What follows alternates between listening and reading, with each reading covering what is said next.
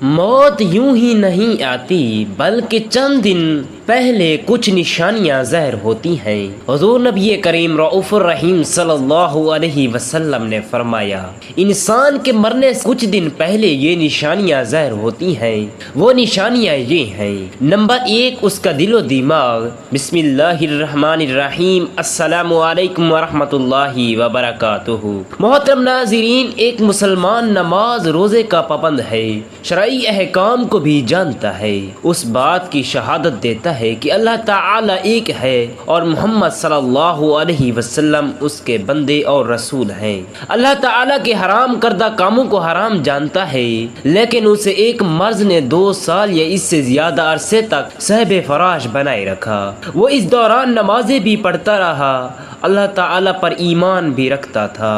اور شرک سے بچتا تھا، لیکن مرتے دم اس نے لا الہ الا اللہ نہیں کہا، کیونکہ وہ کومے میں تھا۔ اسی حالت میں اس کی وفات ہو گئی اور کلمہ شہادت نصیب نہیں ہوا، تو کیا وہ اسلام پر فوت نہیں ہوا؟ اس کا اخلاق بھی بہت اچھا تھا، نمازی اور اللہ تعالی اور رسول اللہ صلی اللہ علیہ وسلم سے محبت کرتا تھا۔ شدید مرض میں بھی اس نے نمازیں نہیں چھوڑیں، تو کیا جو شخص کلمہ شہادت کے بغیر ہی فوت ہو جائے اور وہ اللہ تعالی اور اس کے رسول صلی اللہ علیہ وسلم سے محبت بھی کرتا ہو، تو کیا اس کی موت اسلام پر نہیں ہوئی؟ ایسا مسلمان جو ایک اللہ تعالیٰ کے معبود ہونے اور محمد صلی اللہ علیہ وسلم کے رسول ہونے کی گواہی دیتا ہو، نماز روزے کا پابند ہو، تو ایسے شخص کے بارے میں مرتے وقت کلمہ شہادت نصیب نہ ہونے کی وجہ سے یہ حکم نہیں لگایا جا سکتا کہ اس کا انجام برا ہوا ہے،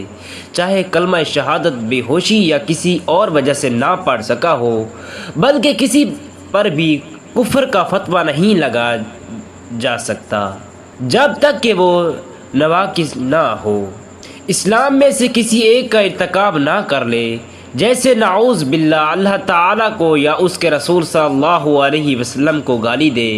دین الہی کو مذاق کا نشانہ بنائے اور قرآن مجید کی توہین کرے، یا اس کے علاوہ کوئی اور کام کرے جس کے بارے میں شرعی نصوص موجود ہیں کہ یہ کام کفر ہے یا شرک ہے یا اسلام سے خارج کر دینے والا ہے، اور اس کے ساتھ تکفیر معین کی شرائط بھی پائی جائیں اور موانع بھی نہ ہوں۔ لا الہ الا اللہ موت کے وقت پڑھنا نصیب ہو جائے تو یہ اچھی موت کی علامت ہے۔ اس کی دلیل ابو داؤد کی روایت میں ہے، جسے معاذ بن جبل رضی اللہ تعالی عنہ روایت کرتے ہیں اور کہتے ہیں کہ رسول اللہ صلی اللہ علیہ وسلم نے فرمایا، جس کی آخرت بات لا الہ الا اللہ پر ہوئی ہو وہ جنت میں داخل ہو گیا۔ اس سے البانی نے صحیح ابو داؤد میں صحیح قرار دیا ہے، اور اگر کلمہ شہادت نہ پڑھ سکے تو اس کا مطلب یہ ہرگز نہیں کہ وہ غیر مسلم ہو گیا ہے، اور یہ نہ ہی برے انجام کی علامت ہے۔ خاص طور پر اگر وہ بے ہوشی یا کومے میں ہونے کی وجہ سے نہ پڑھ سکا ہو تو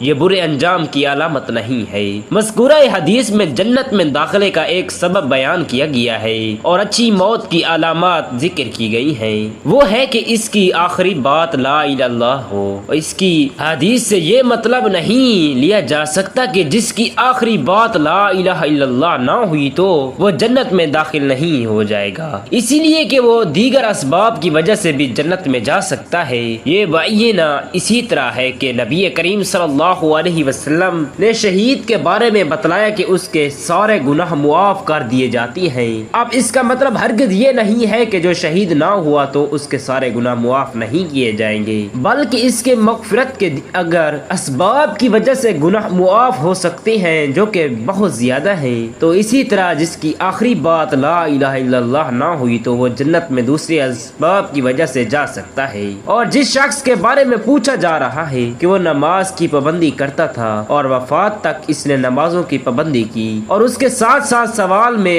اس کے دیگر نیک اعمال کا ذکر کیا گیا ہے، تو ہم اللہ تعالیٰ سے امید رکھتے ہیں کہ اللہ تعالیٰ نے اس کے گناہ معاف کر دیے ہوں گے اور اسے اپنی رحمت کے باعث وسیع جنت میں جگہ دی ہوگی۔ لیکن موت کے بعد ایسی کوئی علامت موجود نہیں ہے جس سے بندے کے صالح اور متقی ہونے کی دلیل لی جائے۔ ہاں البتہ کبھی میت کے چہرے کی خصوصیات یا مسکراہٹ کی وجہ سے اس کی چمک یا اس جیسی کسی نشانی سے کچھ اشارے مل سکتے ہیں۔ یہ بات واضح رہے کہ اس وقت ہے جب اس شخص کو زندگی میں لوگوں کے درمیان اچھے لفظوں میں بیان کیا جاتا ہو، تاہم اس بارے میں کوئی یقینی اور ٹھوس بات نہیں کی جا سکتی۔ چنانچہ اگر مرنے والا بندہ اپنی زندگی میں نیکی اور تقوی میں مشہور تھا، پھر اس کی موت کے بعد اس کا چہرہ خوبصورتی سے چمک اٹھا تو یہ ایسی علامت ہے جس سے اچھا تاثر لیا جا سکتا ہے اور اس پر خیر کی امید کی جا سکتی ہے۔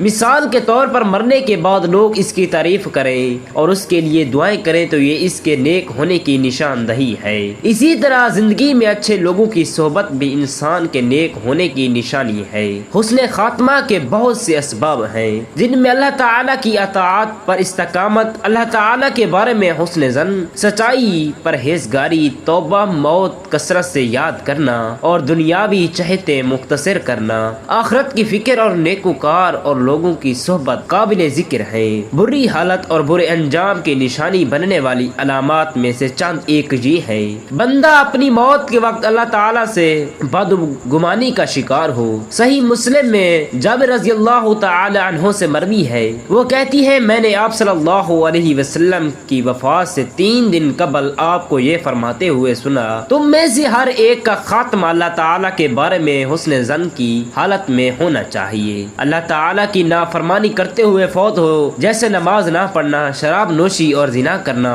امام بخاری رحمۃ اللہ علیہ اپنی حدیث میں سہل بن سعد رضی اللہ تعالی عنہ سے روایت کرتے ہیں کہ آپ صلی اللہ علیہ وسلم نے فرمایا، بے شک اعمال کا انجام خاتمے کے مطابق ہوتا ہے۔ بندے کو توبہ کی توفیق ہی نہ ملے اور وہ اپنی سخت گمراہی اور ضلالت میں بڑھتا ہی چلا جائے، کسی برائی سے باز نہ آئے یہاں تک کہ اسی حالت میں مر جائے، دنیا میں برے اعمال کے ساتھ ساتھ اس کے چہرے پر پھٹکار، تراش روی اور سیاہی جیسی علامات وغیرہ برے انجام کی نشانیاں ظاہر ہو جائیں، یا کلمہ طیبہ کے پڑھنے سے انکار کر دے اور ایسی بری اور غلط باتیں وغیرہ منہ سے نکالے جو دنیا میں اس کے معمولات میں شامل تھی، اپنی آخری عمر میں بیماری اور طاقت و استطاعت کے نہ ہونے کا بہانہ بنا کر فرائض اور واجبات میں سستی کرے اور اپنی سستی اور برے کردار کی وجہ سے اللہ تعالیٰ کے فرائض کو ضائع کرنا شروع کر دے۔ قریب المرگ شخص موت کو ناپسند کرنے کے ساتھ ساتھ خوف، بے چینی اور اضطراب کا شکار ہو، نیز نیکی پر قائم نہ رہے اور برے اعمال کرنے لگے۔ بخاری نے حدیث نمبر 6507 میں اور مسلم نے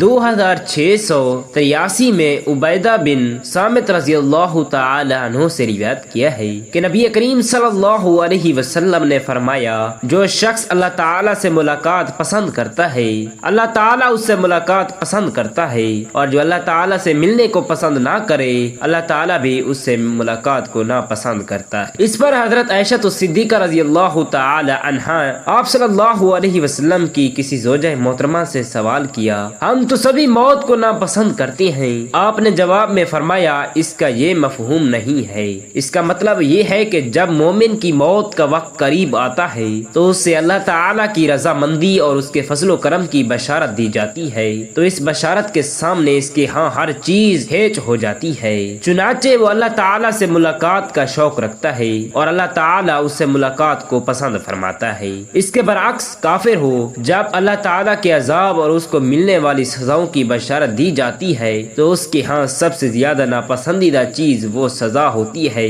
جس کا وہ سامنا کرنے والا ہوتا ہے، اسی لیے وہ اللہ تعالیٰ کی ملاقات کو ناپسند کرتا ہے اور اللہ تعالیٰ اس کی ملاقات کو ناپسند فرماتا ہے۔ لوگ اس کی موت کے بعد اس کی کثرت سے برائیاں بیان کرتے ہیں، چنانچہ بخاری شریف اور مسلم شریف میں انس رضی اللہ تعالی عنہ سے مروی ہے کہ لوگوں کے پاس سے ایک جنازہ گزرا تو انہوں نے اس کی تعریف کی، آپ صلی اللہ علیہ وسلم نے فرمایا اس کے لیے واجب ہو گئی۔ پھر ایک اور جنازہ گزرا تو لوگوں نے اس کی برائیاں بیان کی، اس پر بھی آپ صلی اللہ علیہ وسلم نے فرمایا اس کے لیے واجب ہو گئی۔ تو عمر بن خطاب رضی اللہ تعالی عنہ نے سوال کیا، کیا واجب ہو گئی؟ آپ نے فرمایا جس کی تم نے تعریف کی اس کے لیے جنت واجب ہو گئی، اور جس کو تم نے برے لفظوں سے یاد کیا اس کے لیے آگ واجب ہو گئی۔ تم اللہ تعالی کی زمین میں گواہ ہو۔ برے انجام کے چند اسباب: غلط عقائد، گناہوں پر مصر رہنا، کبیرہ گناہوں کا ارتکاب، دنیا کی طرف متوجہ ہونا اور اسی سے دل لگا کر رکھنا۔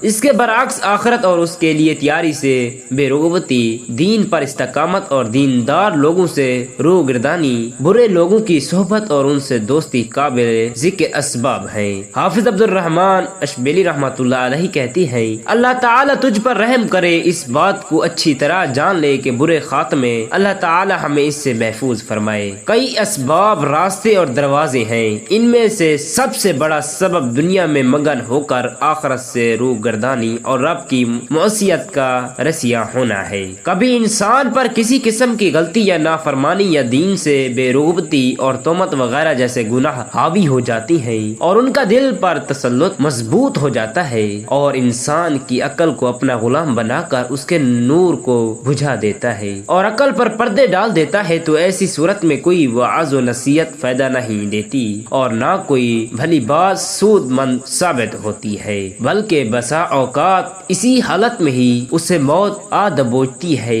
یاد رکھیں، بے شک برا انجام اللہ تعالی ہمیں اس سے محفوظ رکھے، اس کا نہیں ہوتا جس کا ظاہر بالکل درست اور باطن پاک صاف ہو۔ یہ اندام تو اسی کا ہوتا ہے جس کی عقل میں فطور ہو اور کبیرہ گناہوں کا رسیا ہو، معصیت کے کاموں کی طرف گامزن رہے۔ بسا اوقات یہی حالت اس پر غالب رہتی ہے، حتیٰ کہ توبہ سے پہلے ہی اسے موت آ دبوچتی ہے اور اسے توبہ کا موقع دیے بغیر ہی حملہ آور ہو جاتی ہے، چنانچہ ضمیر کی اصلاح سے قبل ہی اس کا قصہ تمام کر دیتی ہے۔ اسی طرح شیطان اس نہگانی آفت کے وقت اس کا کلا کم کر کے رکھ دیتا ہے اور اس سے اس حیرانی اور پریشانی کی حالت میں اچک لیتا ہے۔